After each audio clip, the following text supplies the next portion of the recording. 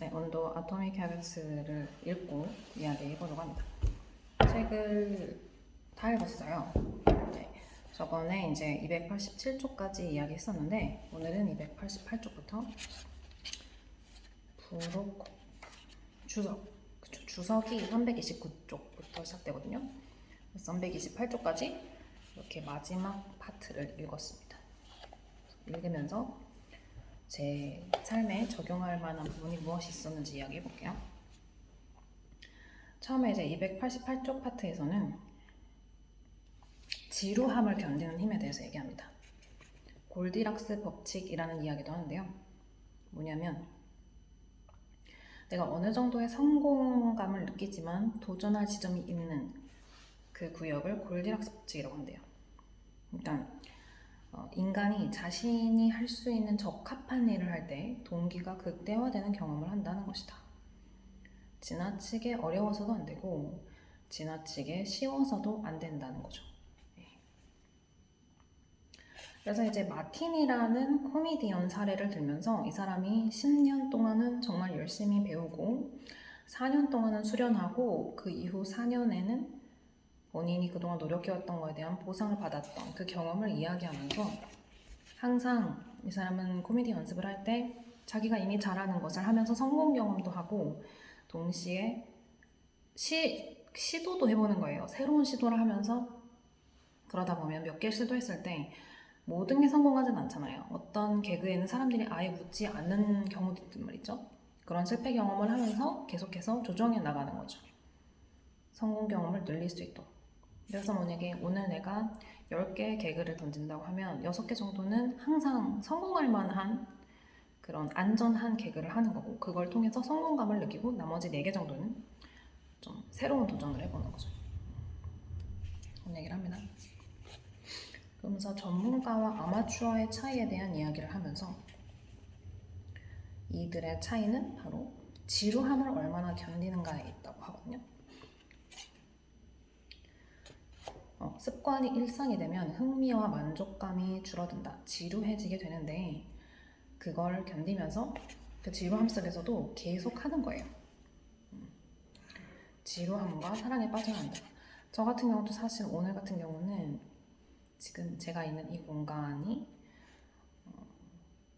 여유가 잘 안 생겨가지고 사실은 오늘 이 활동을 못 할 수도 있었어요. 그리고 사실 이 활동을 할 때 제가 막 엄청 재미를 느끼는 건 아니거든요. 재미는 사실 뭐 웹툰을 보거나 뭔가 드라마를 볼 때 더 재미는 느끼죠. 하지만 이 활동을 꾸준히 한다는 게 제 인생을 좀 근본적으로 개선시키는 법이라는 저의 경험적인 배움이랄까요. 경험적 근거가 있기 때문에 계속 할 수 있는 거예요. 재미있어서 한다는 그런 개념은 아닙니다. 자, 그 다음에 습관의 반경이라고 해서요. 습관의 긍정적인 측면은 의식하지 않고도 그 일을 할 수 있다는 것인데 또 한편으로는 숙련해야 하는 습관 같은 경우는 익숙해지면 반복하게 되는데 그 반복이 발전이 없는 반복일 가능성이 있다는 거예요. 그래서 항상 숙고와 복기를 해야 한다. 돌아봐야 된다는 거죠.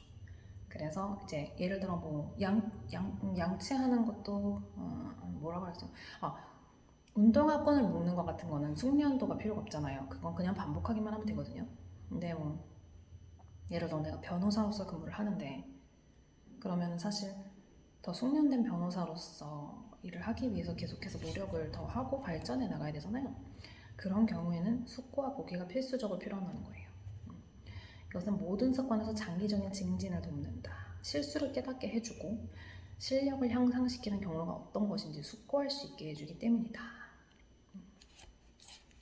그렇습니다. 그래서 어떤 수영 금메달리스트는요. 자신의 건강 상태를 기록하면서 영양 섭취, 수면 상태 그런 거를 매일매일 쓰는 거예요. 그리고 그거에 대해서 복기도 하고 반성도 하고 하는 겁니다. 그런 사례가 계속해서 나와요. 크리스 락이라는 되게 유명한 코미디언이 있는데 그 사람은 이제 개그를 좀 작은 무대에서 실험을 해본 개그들을 가지고 어떤 유머가 성공했는지 어떤 유머는 수정해야 하는지 이런 것들을 성찰을 하고 반성을 해서 그 다음 무대에 가져간다고 합니다. 그리고 이제 어떤 투자자나 기업가들은 결정일지라는 걸 쓴대요. 그래서 자신들이 내린 결정과 그 결정을 내린 이유, 그렇게 해서 기대되는 결과를 기록한대요. 그러면서 매달 혹은 매년 정리하는 시간을 갖는 거예요. 자신이 한 결정이 옳았는지 잘못된 것이었는지 확인을 한다. 그리고 복귀한다.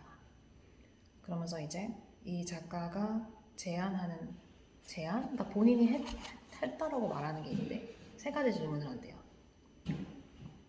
첫 번째, 올해 무엇이 잘 되었는가? 두 번째, 올해 무엇이 잘 되지 않았는가? 세 번째, 무엇을 배웠는가? 사실 지금 연말이기 때문에 이런 걸 하는 게 좋은 것 같아요. 그리고서는 이제 반년이 지나면은 여름쯤에는 건전성 보고서라는 걸 작성한대요. 그래서 내 인생과 일을 움직이는 핵심 가치는 무엇인가?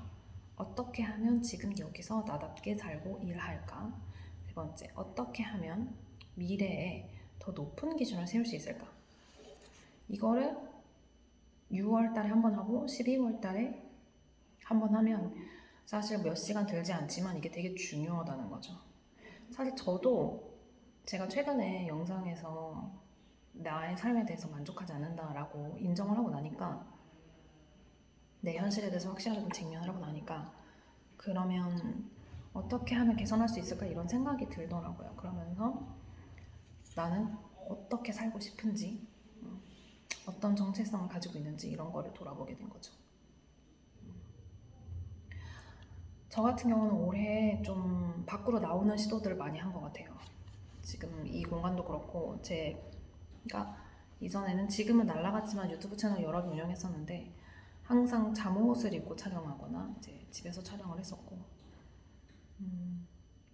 밖으로 나오지를 않으려고 했죠. 밖으로 나오면 사실 비용 그리고 위험 같은 게 많잖아요. 집에 있는 것보다는 위험할 것이고 집에 있는 것보다는 비용이 발생하니까 비용과 위험을 회피하기 위해서 전 집에만 있었거든요. 근데 자꾸 밖으로 나오는 시도들을 했던 것 같아요. 올해 무엇이 잘 되지 않았는가? 제가 몇 년 동안 계속해서 생각하는 게, 어떻게 하면 가장 자연스럽게 나답게 살 수 있는지, 내가 가장 즐겁게 느끼는 건 무엇인지, 이런 거 계속 생각하거든요. 네, 아직도 찾지는 못한 것 같아요.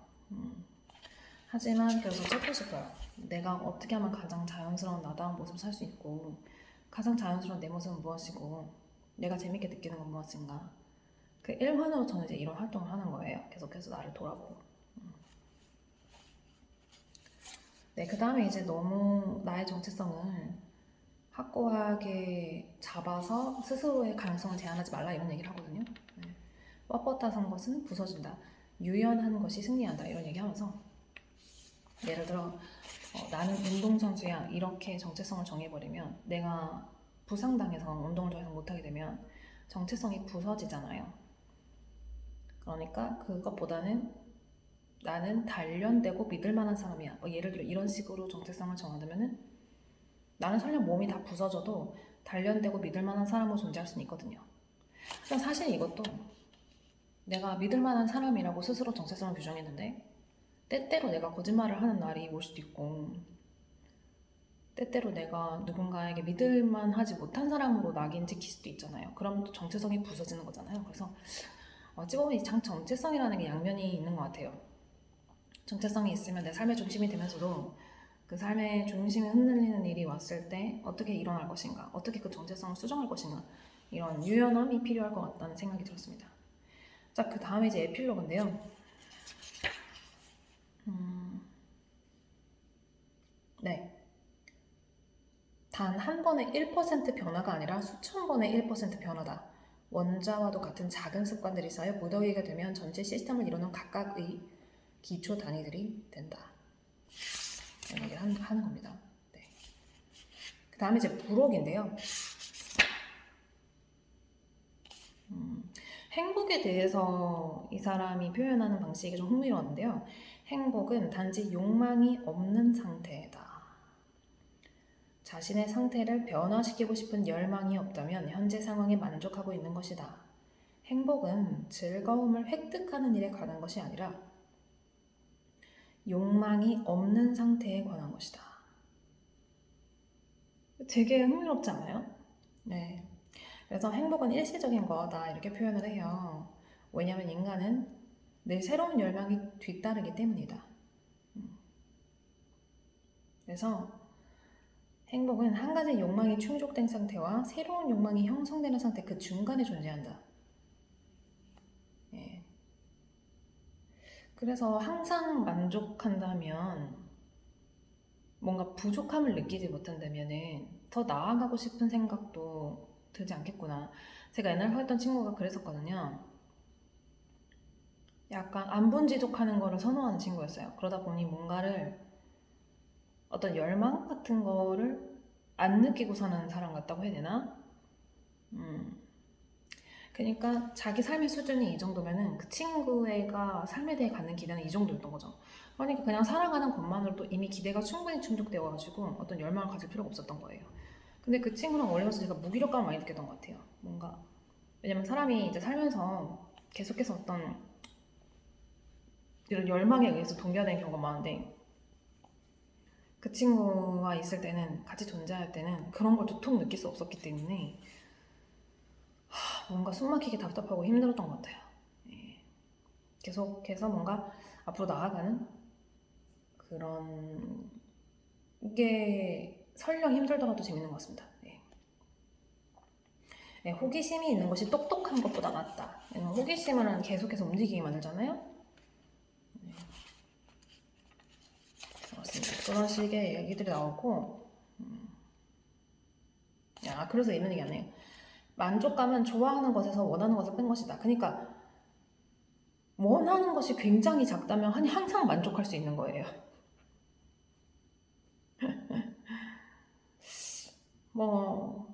네, 그럴 수 있겠죠. 네, 근데 저는 항상 원하는 것이 더 컸던 것 같아요. 불만이 엄청 많았거든요. 항상 엄청나게 고통스럽고 불만이 많았는데 그 이유는 무엇이냐? 저는 원하는 것이 제가 가진 것보다 컸기 때문이죠. 네. 네, 여기까지입니다. 그래서 사실 이 책을 읽으면서 제가 뭘 느꼈냐면 사실 저는 기존에 이 책이 워낙 유명하기 때문에 알고 있었어요. 하지만 뭔가 이렇게 어떻게 살아라를 가르치는 식의 책에 대한 거부감이 있었기 때문에 읽지 않았거든요. 근데 이번에 읽으면서 제 삶이 좀 많이 바뀐 것 같아요. 그 전에 제가 올린 영상들을 보시면 계속해서 이제 리액션하고 신세한탄하고 이것이 반복되고 있었는데 이 책을 읽기 시작하면서부터 제가 이런 독서 습관, 사실 독서는 뭐 할 수 있죠. 할 수 있는데 그냥 굳이 안 했던 거죠. 근데 이제 이 책을 읽기 시작하면서 제가 매일 독서하는 습관을 새로이 갖게 되고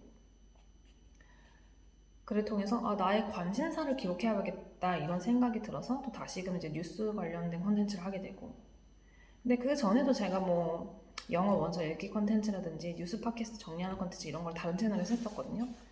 근데 이제 또 잊고 살다가 제가 이제 여유 시간이 생기고 잉여 에너지가 생기니까 이 책을 읽기 시작하면서 그러면 내가 그렇게 삶이 불만족하다면 마음에 들지 않는다면 지금 여기서 뭘 해볼 수 있을까? 그거를 좀 얘기해줬던 것 같아요. 이 책이 지금 여기서 뭘 해볼 수 있을까에 대한.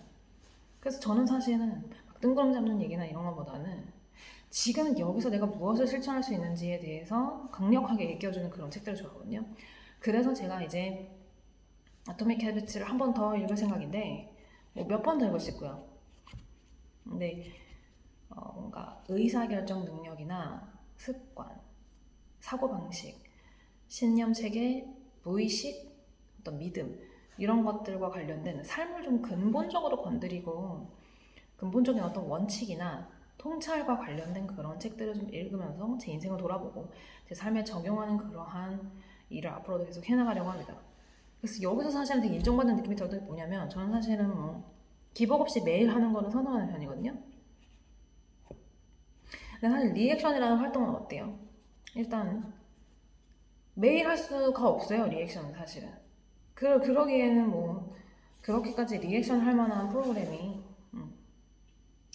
그리고 영상을 찍으면서도 너무 많은 감정 기복을 느껴야 되고 사실 굉장히 고통스럽거든요. 근데 이거는 이제 차분하게 그냥 잔잔하게 매일 할 수 있기 때문에 저는 이러한 활동을 더 선호하는 편입니다. 제 성격에도 맞는 것 같아요. 네. 그래서 앞으로도 이제 꾸준히 할 생각이니까 이러한 활동에 관심이 있으신 분은 구독하시고 앞으로도 같이 스스로에 대해서 성찰하고 나아가는 시간이 됐으면 좋겠어요.